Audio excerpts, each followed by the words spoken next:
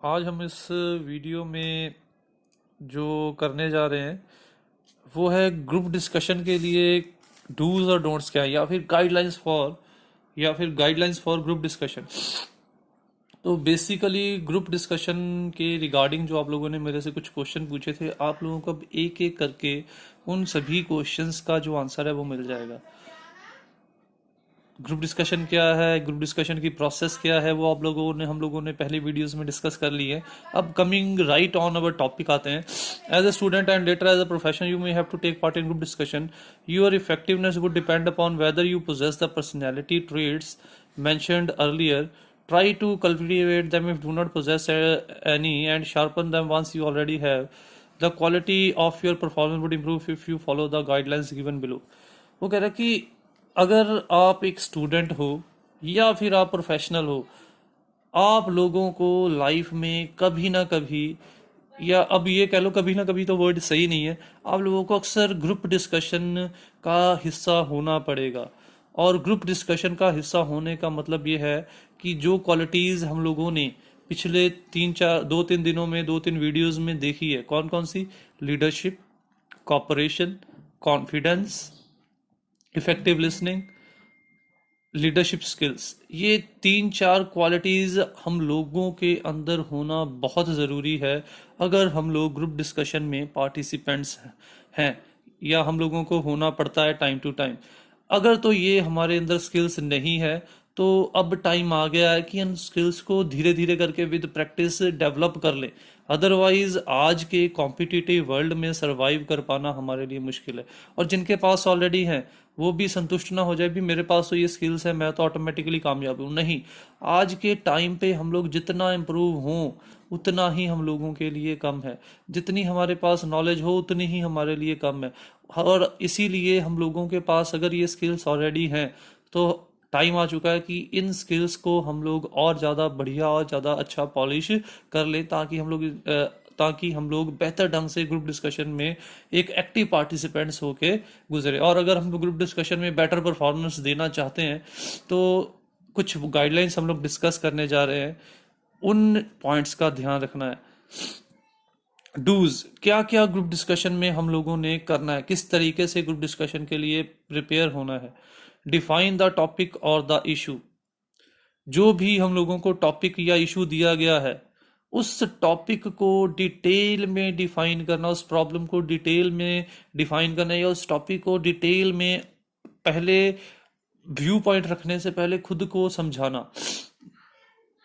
जैसे टॉपिक दे दिया कि लॉस हो रहा है कंपनी को, इस साल हम लोगों को हाफ ईयर पहले हाफ में बहुत नुकसान हुआ है, तो इसी के ऊपर हम लोगों ने मीटिंग की है कि reasons for loss and how to improve it.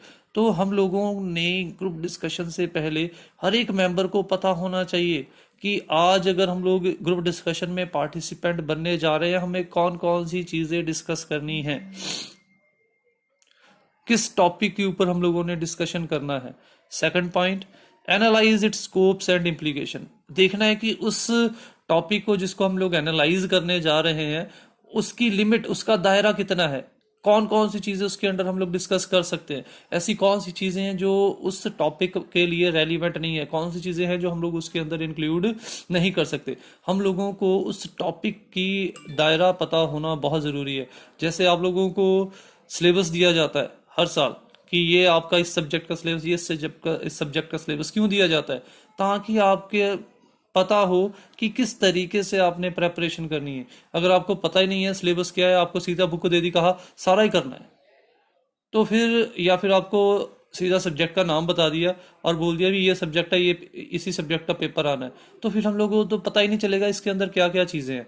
इसीलिए हम लोगों को पता होना चाहिए कौन सी चीज़ें हम लोग उस टॉपिक के अंदर डिस्कस कर सकते हैं, कौन सी चीज़ें हैं जो हम लोग उस टॉपिक के अंदर डिस्कस नहीं कर सकते। तीसरा है, initiate and generate the discussion. अब हम लोगों के अंदर कैपेबिलिटी होनी चाहिए इनिशिएशन की। अक्सर क्लासरूम में हम लोग स्टूडेंट का कैसा बिहेव देखते हैं, आता सबको होता है, बट हमारे अंदर वो कॉन्फिडेंस नहीं होता कि मैं अगर टीचर ने किसी चीज़ के लिए फीडबैक मांगी है तो मैं फटाफट खड़ा होकर पहले मैं आंसर कर दूं। कोई 100 में से एक बच्चा होता है जो कहता है कि मैं बताता हूँ। तो ग्रुप डिस्कशन में हमारे अंदर ये कैपेबिलिटी होनी चाहिए कि मैं इनिशिएटर बनूं, कि मैं ग्रुप डिस्कशन को स्टार्ट करूं। मुझे अपने ऊपर इतना कॉन्फिडेंस होना चाहिए कि I can be the initiator. और ये कॉन्फिडेंस ही, अगर आप लोगों को पहले से रोल असाइन नहीं किए गया, आपने कहा मैं इनिशिएटर बनना चाहता हूँ, ये आपको कॉन्फिडेंस सामने वाले को डिपिक्ट कर देगा कि ये बंदा कॉन्फिडेंट है, वाकई में इसके स्किल्स इंप्रूव होंगे। यानी कि अगर आप जॉब के लिए उस समय ग्रुप डिस्कशन में पार्टिसिपेट कर रहे हो तो आपका आधी जो जंग है वो ग्रुप डिस्कशन में पार्टिसिपेशन करने से पहले ही आप जी चुके हो, क्योंकि ये आपके लेवल ऑफ कॉन्फिडेंस को कहीं ना कहीं डिपिक्ट करती है। Listen to the views of others intently. अब हम लोग क्या चाहते हैं, जब आप लोग बोलते हो आप लोग चाहते हैं दूसरे बड़े ध्यान से सुने। ऐसा ही है, आप लोग अपने आप को टीचर की जगह पे रख के देखो। आप बोल रहे हो और सामने जो बच्चे बैठे वो बातें करते जा रहे हैं, हाउ विल यू फील? बहुत ही एम्बैरेसिंग, बहुत ही इंसल्टिंग, और आपको ऐसा लगेगा कि क्या फ़ायदा, इससे अच्छा तुम पे क्लास ही ना लगाता। और दूसरी चीज़, अगर आप की बातों को वो बच्चे ध्यान से नहीं सुन रहे, जब आप उनसे चीज़ें पूछोगे तो वो आपको प्रॉपर आंसर भी नहीं कर पाएंगे। यानी कि इफ़ेक्टिव लिसनिंग ना होने का परिणाम उन बच्चों को आगे जाके और भी भुगतना पड़ सकता है in exam, during oral test, in the class feedback. तो उसी प्रकार से अब ग्रुप डिस्कशन में क्या होता है, आपको पहले ही मैंने बताया था कि ग्रुप डिस्कशन में हम लोगों ने किसी दूसरे बंदे के पॉइंट को डिटेल में रिपीट नहीं करना। ये कैसे पता होगा? Always keep a pen and paper, अपने साथ एक पेन और पेपर रखो साथ में। और ये नहीं कि पूरा पॉइंट लिखना है, ब्रीफली नोट करते जाओ, पहले पर्सन ने ये पॉइंट बोला, दूसरे ने ये, तीसरे ने ये बोला। और उसके साथ साथ ये भी देखते जाओ कि इन लोगों ने ये पॉइंट बोल दिए हैं। अगर आप 5वें नंबर पर हो, आपने एक ब्रीफ सा रिव्यू देना है पिछले चारों का। और अगर आपने उन लोगों को ध्यान से सुना होगा तभी आपको पता होगा कि ये पॉइंट ये लोग डिस्कस कर चुके हैं और ये पॉइंट आप डिस्कस अब नहीं कर सकते, और तभी आप लोग अपना कोई अलग पॉइंट दे सकते हो। इसीलिए effective listening is very much essential for a better participation in the group discussion. Encourage and provide reticent members to speak. Reticent members कौन? जो शाई होते हैं, जो बहुत कम बोलते हैं, जो पैसिव है, जो पार्टिसिपेशन करने से डरते हैं, हेजिटेट करते हैं, जिनके अंदर लैक ऑफ कॉन्फिडेंस है। क्योंकि ग्रुप डिस्कशन तब ही आपका सक्सेसफुल है जब सब मेंबर्स एक्टिवली पार्टिसिपेट कर रहे हैं। मैंने आप लोगों का 6 या 7 बच्चों का ग्रुप बना दिया, कहा भी डिबेट करो या ग्रुप डिस्कशन करो। अब 4 मेंबर बोल रहे, 2 बच्चे बोल ही नहीं रहे, तो क्या आप लोग उस टॉपिक के किसी कंक्लूजन पर पहुंच पाओगे? क्योंकि हम लोगों ने पहले ही स्टार्टिंग में देखा था कि जब ग्रुप में कुछ रेटिसिएंट मेंबर्स आ जाएं तो हम लोग डिजायर्ड कंक्लूजन, इफेक्टिव कंक्लूजन के ऊपर नहीं पहुंच पाएंगे। इसीलिए उनको मोटिवेट करना पड़ेगा, उनको इंस्पायर करना पड़ेगा, उनके अंदर कॉन्फिडेंस जगाना पड़ेगा कि उन्हें भी अपने व्यू पॉइंट रखने चाहिए, उनके व्यू पॉइंट भी हमारे लिए अहम है। Intervene forcefully but politely when the situation demands. अगर बाई चांस जो पार्टिसिपेंट है कोई, वो ऑफ द ट्रैक जा रहा है, टॉपिक कोई है और वो किसी दूसरे टॉपिक में मिक्स होता चला जा रहा है, उसे रोको, बट प्यार से, शिष्टाचार, विद प्रॉपर मैनर्स। ये नहीं है कि गुस्से में बोलना शुरू कर दिया, अभी तू क्या बोलता जा रहा है, ये तो है ही नहीं टॉपिक। आप लोगों को वहां पे कॉपरेशन, फीलिंग ऑफ कॉपरेशन। दूसरी चीज, आपने लीडरशिप क्वालिटी दिखा दी कि आप इनिशिएट कर सकते हो ग्रुप डिस्कशन। अब दूसरी क्वालिटी दिखानी है कॉपरेशन। कॉपरेशन तभी है जब एडवर्स, जब नेगेटिव सिचुएशन में भी आप विद पेशेंस, विद धैर्य जो है वो बात करो। और वो यही सिचुएशन है जब कोई गलत भी बोल रहा है या आपको रॉन्ग कह रहा है, आप बड़ी पेशेंटली उसकी बात को सुनो और बड़ी पेशेंटली उसके साथ बात करो। Summarise views of other before presenting your point of view. मैंने आपको पहले ही बताया कि अगर आप पहले नंबर पर हो, आपके लिए वैसे मुश्किल है।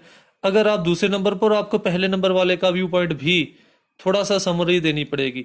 तीसरे नंबर पर पहले 2 का, अगर 10 नंबर है तो 9वें नंबर वाले को पहले 8 बच्चों का, 10वें नंबर वाले को पहले 9 बच्चों का जो पॉइंट बोल चुके हैं पार्टिसिपेंट उनकी एक ब्रीफ समरी देनी पड़ेगी। और आप ब्रीफ समरी कब दे पाओगे कि पहले पार्टिसिपेंट ने ये बोला दूसरे ने ये, जब आप इफेक्टिवली लिसन कर रहे होंगे ग्रुप डिस्कशन के दौरान। Be brief and to the point in the presentation of your views. Group discussion में क्योंकि टाइम बाउंड होता है, आपके पास टाइम लिमिट होती है, कोशिश ये करो आप जितना ब्रीफ हो सके, जितना टू द पॉइंट हो सके बात करो।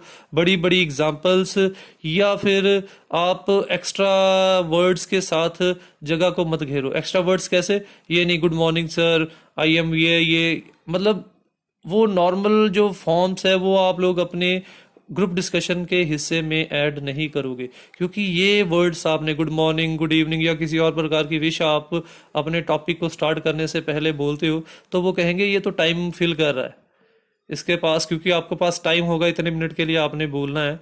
और इन केस आपके पास कुछ है ही नहीं, इन केस आपके पास आप ऐसे वर्ड्स या ऐसे पहले गुड मॉर्निंग बोल दिया, फिर आपने थोड़ी सी इंट्रोडक्शन दे दी या उनको विश कर दिया कुछ और, तो ऐसे करोगे तो उससे लगेगा कि आपके पास नॉलेज नहीं है, आप सिर्फ टाइम को फिलअप करने की कोशिश कर रहे हो। Concede to the others point if they are reasonable. अगर कुछ पॉइंट्स बहुत इंपॉर्टेंट है, दूसरों के कुछ पॉइंट्स बहुत मीनिंगफुल है, उनको प्रॉपर स्ट्रेस दो। ये पॉइंट इन्होंने कहा था, इस पॉइंट को इस तरीके से भी देखा जा सकता है, बहुत इंपॉर्टेंट पॉइंट है। Try to lead the group discussion to a definite conclusion. कोशिश ये करनी चाहिए हर एक पार्टिसिपेंट को कि वो ग्रुप डिस्कशन को प्रॉपर वे में कंडक्ट करे, ताकि जो भी टॉपिक और इशू दिया है वो किसी निचोड़, किसी सोल्यूशन की तरफ जा सके।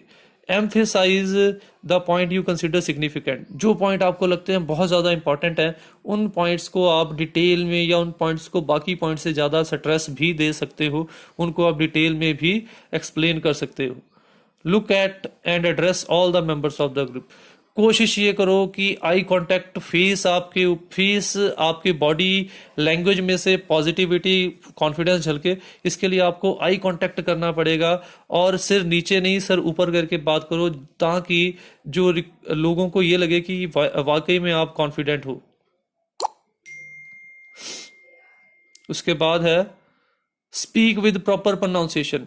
वर्ड्स की प्रॉपर प्रोनाउंसिएशन आनी चाहिए आप लोगों को। ये नहीं है कि प्रोनाउंसिएशन नो है हम लोग नो कह दें, प्रोनाउंसिएशन शब्द की कुछ और है और हम लोग कुछ और कह दें, क्योंकि एग्जैक्ट प्रोनाउंसिएशन हर एक को पता होगी और जो प्रोनाउंसिएशन गलत है वो आप ही को पता है, दूसरे को नहीं पता।